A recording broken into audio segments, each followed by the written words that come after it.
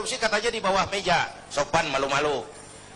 Kemudian maju, korupsi di atas meja, terang-terangan. Sekarang meja-mejanya dikorupsi. Bukan lagi atas meja, bawah meja, meja-mejanya disikat sekalian. Dan celakanya di mana-mana tuh tukang sunat merajalela.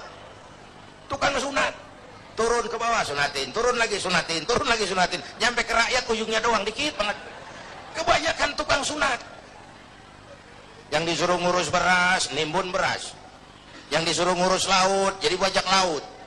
Yang disuruh ngurus hutan, rame-rame jadi orang hutan. Yang disuruh ngurus hukum, malah bikin hukum kayak pisau. Orang jadi nggak takut, hukum nggak berwibawa. Mestinya kalau kepolisian, kejaksaan, kehakiman bekerja bagus, KPK nggak perlu ada. Ya, itu kan ad hoc. Dibentuk KPK karena kinerjanya nggak memuaskan. Nah, satu saat KPK nggak perlu kalau polisi, jaksa, hakim kerjanya cakep. Ya, ya. Ini kan negeri kita udah kebanyakan tim ini. Muncul masalah, bukan diselesain, bikin tim. Bikin tim, bikin tim. Urusan kagak rapi, tim makin banyak. Bapak Ibu hadirin yang saya hormati, oleh karena itu setiap kita punya tanggung jawab moral, paling tidak mencegah diri kita jangan ikut dalam korupsi pada tingkat kita masing-masing. Itu yang pertama saya kira, jihad menghadapi korupsi. Yang kedua, jihad melaksanakan amar ma'ruf nahi munkar. Ini penting. Sebab kalau yang ma'ruf jalan, yang munkar jalan, yang munkar itu mengundang murka Allah. Kalau murka Allah turun, bencana nggak nimpa yang zalim saja, yang baik-baik kena jatahnya. Saudara makan nangka kena getahnya, itu resiko. Saudara nggak makan nangka kena getahnya, itu sial namanya. Kan nih, sekarang nih di masyarakat ada nih orang kalau dibilangin ngomongnya begini, biarin aja, yang mabok gue, yang judi gue, pakai duit gue main di rumah gue, urusan apa sama orang? Yang zina gue, yang bayar pelacur gue, mau enak mau penyakit urusan gue, lu ngapa jadi repot?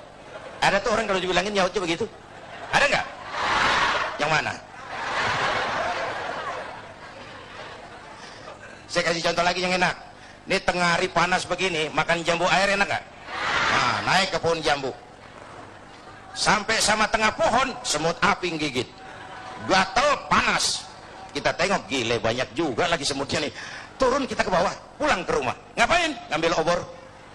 Sundut obor, obor menyala, balik lagi ke pohon jambu, sepohonan tuh semut kita bakar. Yang gigit atuh. Yang gigit tuh semut-semut lain kalau bisa protes ngomong tuh, yang gigit lu temen gua nggak ngikut gua. Tapi kita nggak peduli, mau gigit apa enggak, asal semut bakar. Gara-gara atung gigit sepunan dibakar tuh semut. Masyarakat begitu Pak. Iya, yang judi lo, yang zina lo, yang mabok lo. Tapi judi, zina, mabok maksiat Mas. Kalau ini negeri banyak maksiatnya, Allah marah. Kalau Allah marah turun gempa. Kalau turun gempa, yang mampus bukan lu doang, moyong. Bareng rame-rame. Iya, iya. Enak kalau gempanya milik Kiai, mohon minggir ya, mau gempa nih. Aduh, sopan bener itu gempa. Itu perlunya amar ma'ruf nahi munkar. Karena bencana kalau datang, tidak hanya menimpa orang yang zalim, yang baik-baik akan kena juga jatahnya. Bapak Ibu hadirin yang saya hormati, nah pelaksanaannya memang amar ma'ruf lebih gampang daripada nahi munkar. Orang kalau diajak sholat paling kagak mau gitu doang, dah kagak marah, kagak ngomel. Tapi kalau dilarang mabuk, berkelahi. Diajak dilarang berjudi, dilarang berzina, bisa berkelahi. Tapi dua-duanya harus dilaksanakan. Itulah sebabnya ini jihad. Beramar ma'ruf, apalagi bernahi munkar, itu merupakan jihad yang harus kita laksanakan. Kedua-duanya nggak boleh pisah. Kalau yang ma'ruf jalan, yang munkar juga jalan, ya seimbang dong. Nah yang rugi, yang celaka sekarang nih, Bu, kalau ukuran ma'ruf munkar masih jatah kayak zaman kita nih, masih enak. Satu saat mana yang ma'ruf, mana yang munkar jadi remeng. Ya, ini zaman-zaman apa sih katanya, zaman orang pada pinter bikin bungkusan, entertain, ya. Orang pada pinter bikin bungkusan, yang ma'ruf kelihatan munkar, yang munkar kelihatan ma'ruf. Ayo udah ngalamin belum satu gitu? Ya, yang jujur dimusuhin. Nah, udah kejadian kan? Yang laporan anak pada nyontek tuh, dimusuhin yang jujur. Itu kan yang ma'ruf jadi munkar, yang munkar jadi ma'ruf. Terbalik nilai masyarakat kita. Ini menyedihkan, ini memprihatinkan, ini musibah. Kalau yang ma'ruf ma'ruf jadi munkar, yang munkar jadi ma'ruf. Mau apa lagi kita? Masya Allah.